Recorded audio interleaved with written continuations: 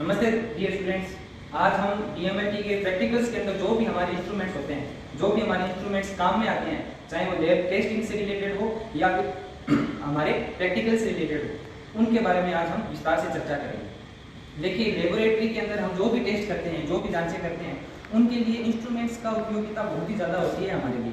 बिना इंस्ट्रूमेंट्स के हम कोई भी टेस्ट प्रैक्टिकल्स के अंदर नहीं कर सकते, लेबोरेटरी के अंदर नहीं कर सकते। तो डीएमएलटी फर्स्ट ईयर के अंदर जो हमारे प्रैक्टिकल्स रहते हैं वो मुख्य रूप से आपका HP estimation by Sahli's method, total leucocyte count, differential leucocyte count और blood grouping system and urine examination, ये हमारे प्रैक्टिकल्स आपके रहेंगे। तो सबसे पहले हमारे जो इंस्ट्रूमेंट्स काम में आते हैं वो हम आज देखते हैं। देखिए, सबसे पहला इंस्ट्रूमेंट्स और कॉमन इंस्ट्रूमेंट्स हमारा है माइक्रोस्कोप।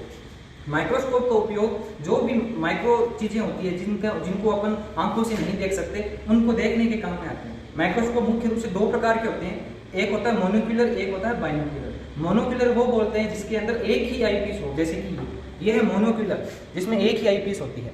और बाइनोक्यूलर में क्या होता है, दो आईपीस होती है हमेशा, इसको हम दो आंखों से देख पाएंगे, लेकिन मोनोक्यूलर को सिर्फ एक ही आंख से हम देख सकते हैं। इसके नीचे ऑब्जेक्टिव लेंस लगे हुए होते हैं, दोनों के अंदर ही ऑब्जेक्टिव लेंस बोलते हैं इन्हें।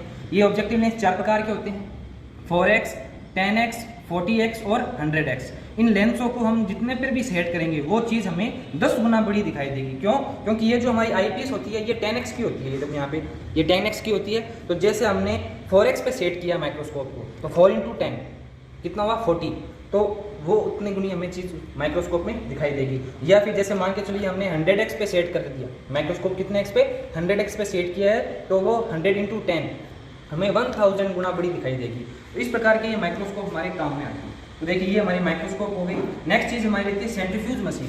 सेंट्रीफ्यूज मशीन का मेनली उपयोग हमारा रहता है सैंपल में से सीरम या प्लाज्मा और ब्लड को सेपरेट करना। सेपरेशन के लिए हमारे लिए सेंट्रीफ्यूज मशीन काम में आती है। ये बेसिकली सेंट्रीफ्यूगल फोर्स पे काम करती है। सेंट्रीफ्यूगल फोर्स आपने पढ़ा होगा फिजिक्स के अंदर 11th 12th के अंदर। सेंट्रीफ्यूगल फोर्स का मतलब क्या होता है, अपकेंद्रीय बल। इसमें क्या होता है, सेंट्रीफ्यूगल फोर्स लगेगा, जो भी भारी चीज होगी वो दूर जाएगी। तो ब्लड के अंदर सबसे भारी चीज, सबसे भारी सेल्स कौन सी होती है, आरबीसी।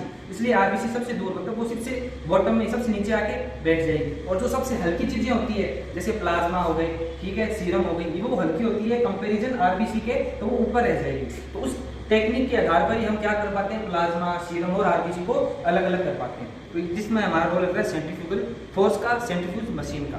यहाँ पे हम इसको सेट कर सकते हैं, इसकी स्पीड को कितने आरपीएम पे हमें करना है। आरपीएम का मतलब होता है राउंड पर मिनट। जैसे हमने इसे 2000 आरपीएम पे सेट कर दिया, 2000 आरपीएम का मतलब होता है 2000 राउंड पर मिनट, मतलब प्रत्येक मिनट में ये मशीन 2000 चक्कर निकाल रही है, उसको बोलते हैं 2000 आरपीएम या 2000 आरपीएम। तो अब हम ग्लास फेयर्स के बारे में आज देखते हैं। ये देखिए, हमारे सबसे बेसिक चीज़ें हैं, या जो आपने 11th 12th में बायोलॉजी के अंदर भी आपने देखा होगा, लेबोरेटरी के अंदर क्या बोलते हैं इसको, बीकर। बीकर, ये है बीकर। अलग अलग वॉल्यूम के अलग अलग ml के आते हैं, 50 ml, 80 ml, 100 ml, 250 ml, 500 ml। ये बीकर का मेन तो क्या होता है, जैसे रिएजेंट को हमें स्टोर करके रखना है कहीं पे, या फिर हमें कोई रिएजेंट प्रिपेयर करना है, तो उसके लिए हमारे ये बीकर काम में आता है। ये देखिए, ये भी बीकर। उसके बाद में नेक्स्ट है ये हमारा कॉनिकल फ्लास्क। कॉनिकल फ्लास्क का उपयोग होता है रिएजेंट को मिक्स करना, रिएजेंट या अपने को 2 से 3 रिएजेंट को मिक्स करके कोई नया रिएजेंट प्रिपेयर करना है उसके लिए, या हीट करने के लिए, हम रिएजेंट को हीट करने के लिए कॉनिकल फ्लास्क उपयोग में लेते हैं। इसके बाद में ये आता है हमारा round bottom flask. Round bottom flask नाम से ही हम समझ सकते हैं, जिसका जो बॉटम होता है, नीचे वाला हिस्सा, तो वो राउंड होता है। इसका उपयोग मुख्य रूप से हमारा आता है माइक्रोबायोलॉजी के अंदर कल्चर मीडिया प्रिपरेशन करने के लिए। कल्चर मीडिया बनाने के लिए हमें इस राउंड बॉटम फ्लास्क उपयोग में लेते हैं, ठीक है। नेक्स्ट है हमारा वॉल्यूमेट्रिक फ्लास्क। क्या है ये? Volumetric flask. जैसे हमें कोई रिएजेंट है, मिक्स करना है, 2 रिएजेंट को मिक्स करना है अच्छे से, तो उसके लिए हम इसके अंदर रिएजेंट डाल के अच्छे से मिक्स कर सकते हैं, ठीक है। ये है हमारा मेजरिंग सिलेंडर। क्या है? Measuring cylinder. जैसे हमें डिस्टिल वाटर लेना है, 100 ml, 50 ml, 1000 ml, अलग अलग ml के आते हैं। जितना भी हमें डिस्टिल्ड वाटर लेना है तो हम मेजरिंग सिलेंडर में ले सकते हैं और उसकी सहायता से हम सॉल्यूशन प्रिपेयर कर सकते हैं, इसलिए इसका नाम है मेजरिंग सिलेंडर। या फिर जैसे मान के चलिए इस फ्लास्क के अंदर कितना ml रिएजेंट है हमें मेजर करना है, तो उसके लिए हम इस मेजरिंग सिलेंडर को उपयोग में ले सकते हैं। इस रिएजेंट को हम जैसे इसमें डालेंगे तो यहाँ पे वॉल्यूम आ जाएगा, हम देख सकते हैं कितना वॉल्यूम है। ये हमारा बर्नर है, इसमें केरोसिन है या स्प्रिट जो भी हम इसमें डाल सकते हैं और इसको जला सकते हैं। तो ये है बर्नर, हीट करने के लिए काम में आता है। उसके बाद में ये है हमारा फनल भी बोलते हैं, कीप भी बोलते हैं लोकल लैंग्वेज के अंदर। इसकी सहायता से हम जैसे हमें कोई रिएजेंट बोतल में लेना है वो गिरे ना, उसके लिए हम फनल काम में लेते हैं। यह है हमारी ड्रॉपर बोतल का उपयोग होता है जिसमें हम डिस्टिल वाटर रखते हैं। जैसे हमें डिस्टिल वाटर लेना है, रिएजेंट लेना है, तो वो हम इसकी सहायता से ले सकते हैं। आपका सबसे मेन और बेसिक प्रैक्टिकल रहेगा फर्स्ट, वो है HB estimation by Sahli's method. तो ये हमारी HB एस्टिमेशन साहलीज मेथड की किट रहती है जिसके अंदर कई इक्विपमेंट होते हैं। ये है हीमोग्लोबिनोमीटर जिसमें 2 ब्राउन कलर की क्लाच की रोड लगी हुई होती है जिसको बोलते हैं कॉम्परेटर। ये हमारी ब्रश या ट्यूब को क्लीन करने के काम में आती है। ये हमारी HB ट्यूब है जिसमें हम प्रैक्टिकल या टेस्ट को परफॉर्म करते हैं। ये हमारी HB पिपेट है जिसमें हमें क्या लेना है, ब्लड सैंपल लेना होता है और इसमें होता है N/10 HCl।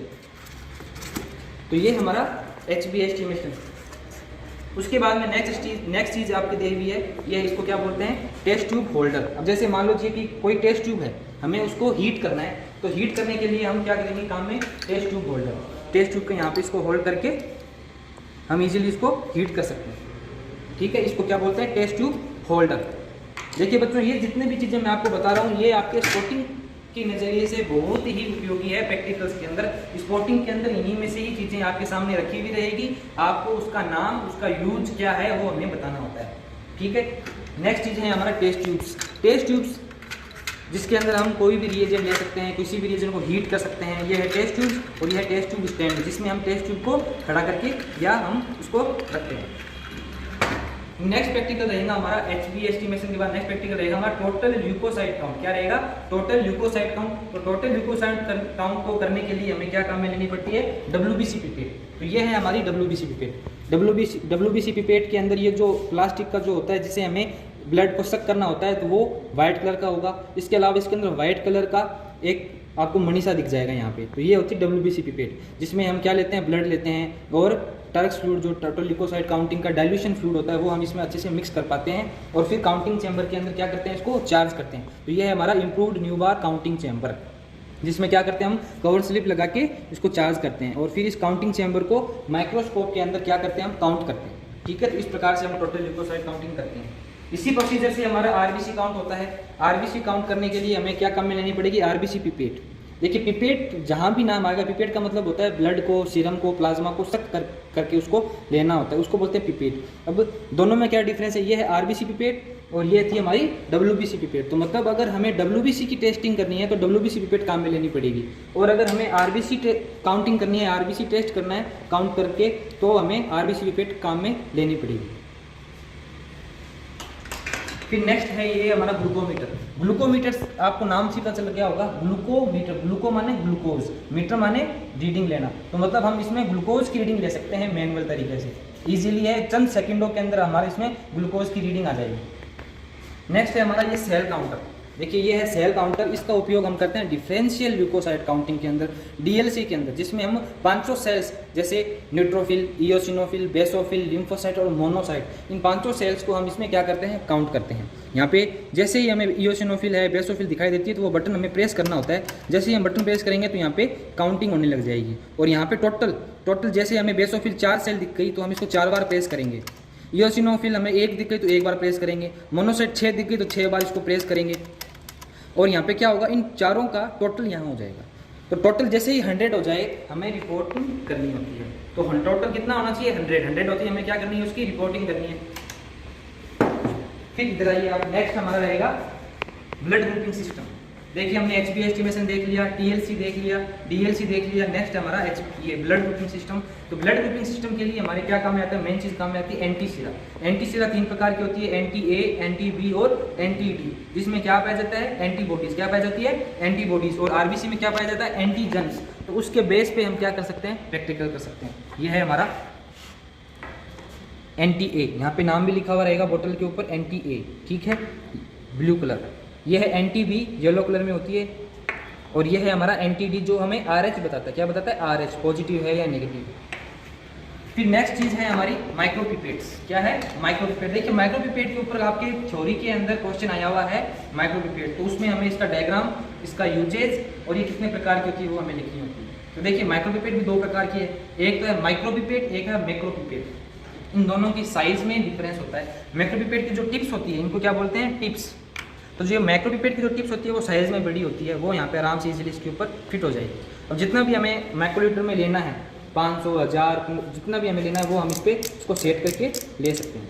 जैसे हमें 800 माइक्रोलीटर लेना है तो इसको 800 पे सेट करके इसको इस प्रकार से प्रेस करके हमें ब्लड है, सीरम है, प्लाज्मा है, वो हम इसमें ले सकते हैं।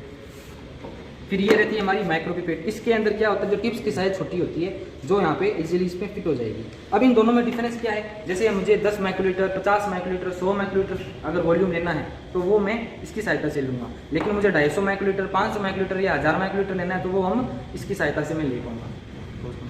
इन प्रैक्टिकल्स और इन इंस्ट्रूमेंट से संबंधित कोई भी प्रकार का आपके यदि डाउट रहे तो वो आप कमेंट सेक्शन में कमेंट करें। वीडियो को ज़्यादा से ज़्यादा लाइक करें, सब्सक्राइब करें।